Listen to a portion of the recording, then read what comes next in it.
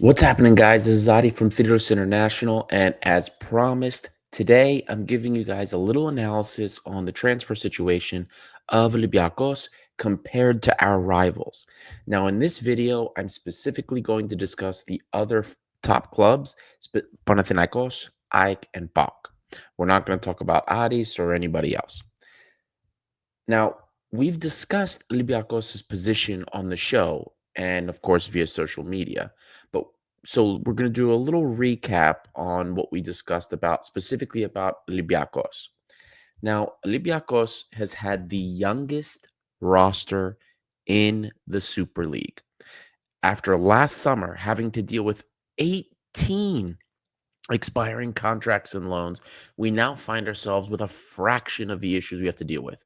We had two contracts that were expiring this summer and four loanees that we had to make considerations for. Now, at the time of recording, both the expiring contracts of Julian Biancon and Danny Garcia have been renewed. Danny Garcia renewed for one more year, so he'll be with us until next summer, summer of 2026. And Julian Biancon not only was renewed, he had a 1 year extension in his current contract, but the club renewed him until 2027. So he is with us for two more seasons. Now, let's talk about the loanees. We had four loanees. The first was Marko Stamenic that we technically had from Nottingham Forest. He came from Red Star, purchased by Forest, loaned to us. David Karma was similar deal. David Karma was purchased by Forest from Porto and then loaned to Olympiacos with a fee. Then we retrieved in the winter, we had Luis Palma come from Celtic and Andre Horta, one of the midfielders that helped us with our Conference League victory. He returned to Olympiacos. Now, as far as the situation for the loans, we've known for quite some time that Marko Stamenic and Luis Palma not continuing at this club. Luis Palma, in particular, just said his goodbye to the club on social media as well. So, and also with current information, guys, David Carmo, Andre Horta, both are not likely to be renewed. So, none of the four loanees are probably going to be here next season. Now, the club did do a little bit of early business. Remy Cabella was already announced. Remy Cabella is an older veteran that we've discussed with plenty of Champions League experience. He's one that we're hoping can be a versatile impact sub off the bench, similar in the manner that Mateo Valbuena was. Now, this business, plus the retention of our core, means that we have very few things that need to be done this summer out of necessity. We know the club wants to sign a veteran center back. They want to sign a top center midfielder and two wingers. Various reports have stated that we could potentially sign between 4 to 6 players, depending on departures. But in reality, we have very few needs. Another great advantage is knowing that we have a minimum of 30 million euros coming in from the Champions League. We also have a nice crop of talent from the academy, guys like Stavros Pnevonidis, Argyris Liatsikoras, just to name two. And they're coming up, as well as the returning players that we have coming on loan. Alexis Kalogeropoulos, who just had a great spell at Volos the last two seasons. Isidoros Koutsidis also was at Volos, but didn't see really any minutes. And then we had Bakulas, who was on loan at Rio Ave. Another thing is, and the final thing really is Nottingham Forest. They did not make Champions League, which means we can continue to use them as a vehicle for our transfers, especially ones that are outside of our price range. Similar like what we did with David Carmo. So to sum it all up, we only need four transfers as is. Anything else is subject to sales. We've got money coming in. We're able to use the Nottingham Forest avenue, and we have a really great youth pipeline that we can use for our future of homegrown talent. No PSR trouble, plus all of this, we are in a fantastic position as Olympiacos. Now let's talk about our main rivals. Let's talk about Panathinaikos. Last summer, Panathinaikos spent over 22 million euros bringing in players.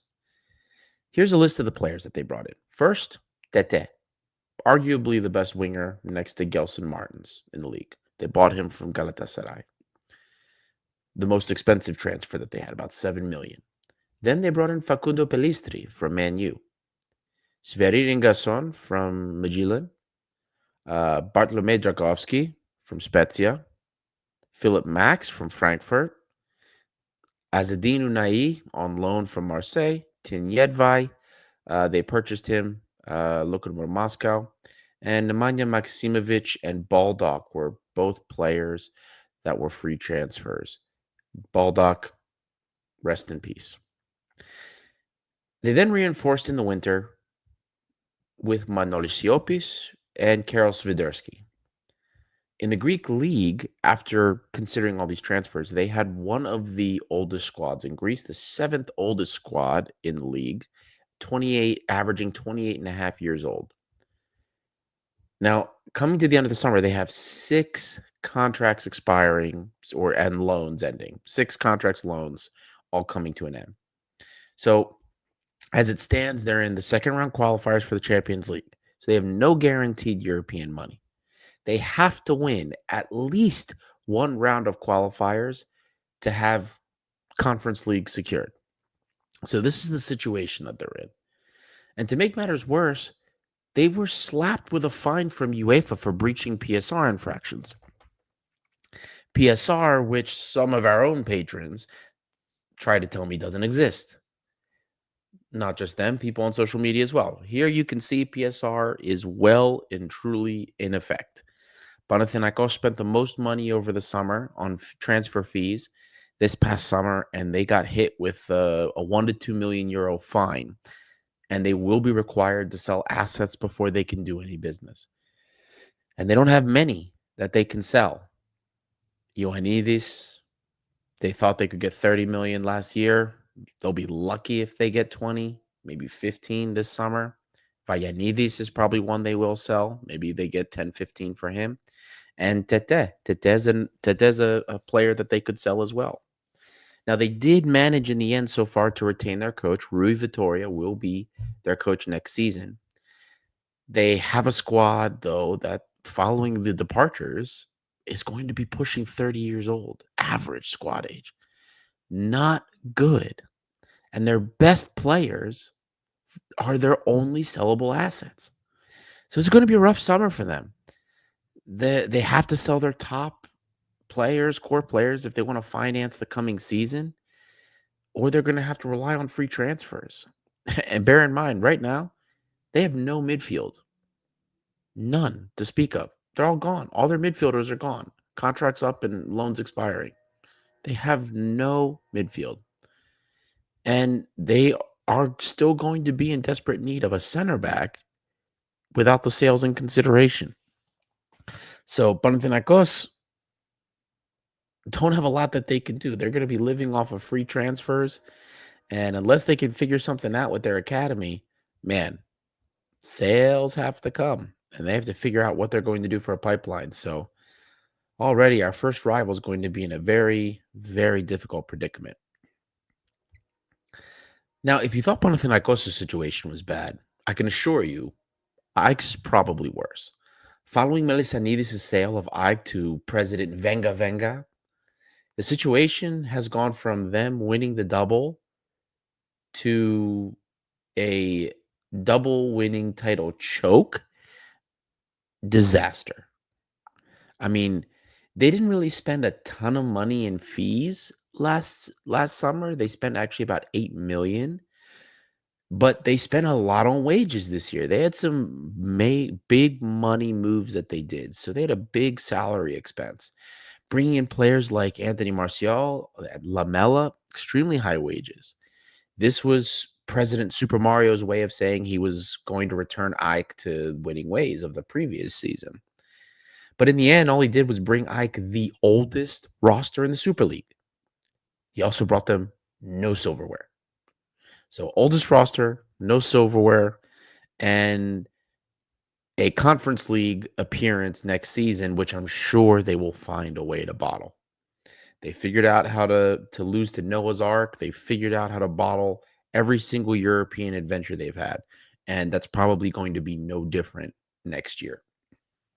Now, the one thing they did do this past season is they sold their two best players. They sold Ezekiel Pons and they sold Levi Garcia for a combined almost 28 million euros, only to just never purchase any defenders all season.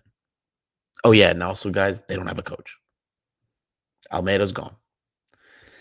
The worst part about this, though, for Ike is that they're stuck with most of their losers for at least another full season. I mean, they signed Lamela to a multi-year deal. They signed Anthony Martial to a multi-year deal, and they can't get out of it. They're trying to figure out a way to get out of it. They don't really have major PSR concerns, though, which is a silver lining. But for the moment, they got a ton of guys on the books that they have to get rid of. These are going to really weigh down on them when it comes to the squad ratio. And they have only one real bright spot that they can look forward to, and that's Zini, who had a really great season at Olympiacos. But none of this really has dampened the spirits of President Venga Venga. He's already signed a winger, Derek Kutesa on free. No coach announced, but he's signing players. If you believe Ike's media, there's a couple players that are supposed to be doing medicals, all while they don't have a coach. Scouts are being fired. They have new personnel in the back office. Ike's media people don't really get information. The club's being keeping everything hush hush. So imagine being the new Ike coach. You're coming in, you've got 26 returning players before even factoring out the loaned out players that Ike has. And you have the oldest squad in Greece. All while your owners signed players that you had no say in, and you just signed them this summer. Man, it's a disaster. This is an absolute disaster. Unless they find a coach who is an utter miracle worker, whew, I are in some trouble this year. Now that leaves Balk. The funny thing about Balk is their situation doesn't stem from spending money stupidly or overinvestment. And they don't have PSR issues either. Box issues actually, if anything, are related to a chronic underinvestment by their president, Ivan Savidis. Savidis has gone out into the media. They've blamed the Russian sanctions as a reason why he's unable to inject capital in the bulk. Now, whether that's true or not is another story. I'm not going to get into it, but what is true is that Balk have made some very big sales in the last couple of years, but yet they've never really been able to seemingly reinvest that money back into Balk. I mean, they were the defending champions this season after winning the title last season. Over the summer, they sold one of their prized academy products, Kostadinos Kouliarakis. They sold them for almost 12 million to Wolfsburg.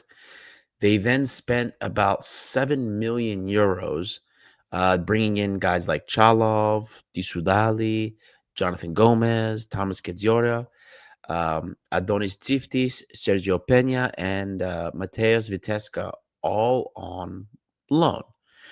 And Viteska was on loan. So they spent money bringing these players in, none of which panned out. Chalov in particular, huge disappointment. Then they brought in free transfers, the free transfers of which probably were better for them than the people that they spent money on. Mari Camara, who was, in my opinion, arguably their signing of the season. Shortire, they brought in Omar Kali, they brought in Timo Bakayoko, they brought Dimitris Pelkas back, center back Dejan Lovren, who some of you might recognize. And they signed a defensive midfielder from Panathinaikos, Kostas Thimianis. And, of course, they brought back Swahilo Mete on loan again this season. They got another nice little cash infusion when Nuremberg, FC Nuremberg in Germany, bought Stefanos Tsimas. They bought him in the winter. They paid the buyout, box buyout clause for 18 million, and then went right away to sell him to Brighton. But PAOK's squad, despite making 2 pretty big sales in the course of this season, their squad was notably worse this season. I mean, none of their transfers really turned out, and even their free money signings weren't amazing, but at least Mari Camara turned out to be fantastic for them. So, for a club that has had some of the best academy products in the last 5, 6 years in Greece, I mean, they've really managed to find a way to just undo the great work and foundation that they built. It's really quite amazing. It's just and I don't wanna revisit this point over and over again, but 2 players brought them 30,000,000 in sales. I mean, they made over 30,000,000 in sales with if you include everything. So, you look at that sales figure, 30,000,000, best academy in Greece for the last decade until Olympiacos' now recent successes. And yet somehow, PAOK managed the 4th oldest squad in Greece. It's absolutely incredible. Now looking at the summer, PAOK has a 31-man roster. 31-man roster.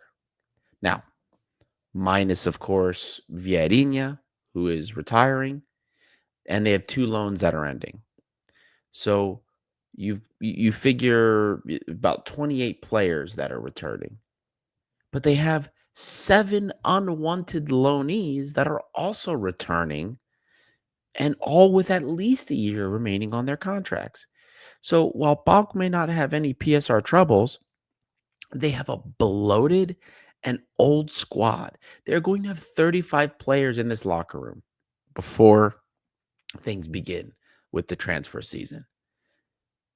Assuming that Savidis once again will refuse to find a way to inject capital into the squad, they'll probably have to sell again to finance their move. I mean, they have to sell anyway to get rid of some of these players. And right now, their most lucrative asset is one of their best players, of course, Yanis Kostadelias. So the situation for PAOK is maybe it's not as dire, maybe it's not as drastic as it is for AEK and Panathinaikos, but PAOK probably will have to sell again. And they have 35 players. They have to clean house before they start bringing players in. Otherwise, they're going to have one of the largest locker rooms, which will be killer for the wage bill. So they have a lot of work offloading so many players. And this is an issue that as Olympiacos fans, we know very well how frustrating it is. We know how difficult it can be and the strain on the locker room. Guys, it was only a couple years ago, only a couple seasons ago, where we had a locker room that had almost 40 players in it. Too big. And it required lots of cuts. Multiple summers of moving 30, 40 players on. Not easy. And it can make life very difficult, especially for Lucescu, which we have to give credit to him. I mean, PAOK was as competitive as they were because of Lucescu. He had a worse squad this year. And yet, he somehow managed to keep PAOK pretty competitive. So the situation for them, not so good. And any way you slice it, you're looking at whether PAOK, Panathinaikos, any way you look at this, Olympiacos is in by far the best position this summer. Plenty of sellable assets, an incredible pipeline of academy talent, guaranteed European income. We have not seen that in a very long time. When was the last time you remember us being in the Champions League and not worrying about qualifiers over the summer? It's been a very long time. Add to this a stable, young core and very few moves that are needed for us to patch and improve for Champions League. I already brought up that we can leverage our resources from Nottingham Forest, not just the financial resources, but the scouting and the other things that are there. I do, of course, as well. There's Rio Ave. And don't forget, we few months ago added the Brazilian Academy of Sao Paulo. That's going to be the next thing that gets added to the network, the Brazilian Academy. It is of the utmost importance, guys, that Olympiacos goes for the jugular this season with respect to the Greek league, of course. What we do this season could set us up for the next dynasty, the next half a decade of Olympiacos titles. Take us beyond the fifth star. Take us beyond the fifth league star, I should say. Sixth star, because we'll keep the European star on there. The other clubs in Greece have a lot of work to do. We do not. Now, this could work against us because maybe by being too comfortable, maybe we fall back into our bad habits and we start relying more on the agent transfers instead of trusting the scouts and trusting the network that we built up. That's something that could happen. We can't let it. What needs to happen is that we use this opportunity while our rivals squandered the opportunity to take the leading spot away from us in our couple years of weakness, 2, 3 years of weakness. They failed to capitalize. Ike in particular was probably in the best position to capitalize, failed to do so. And now they're in major trouble. Panathinaikos as well, in pretty big trouble. I already explained the situation with Bach. Bach's situation is not as bad, but they have problems. We really, really have an opportunity here. If we can bury the league this year, make the right moves, and absolutely dominate, oh man, we'll be hearing the whining of the other clubs just like it was when Marinakis first took over, and it was poverty club central.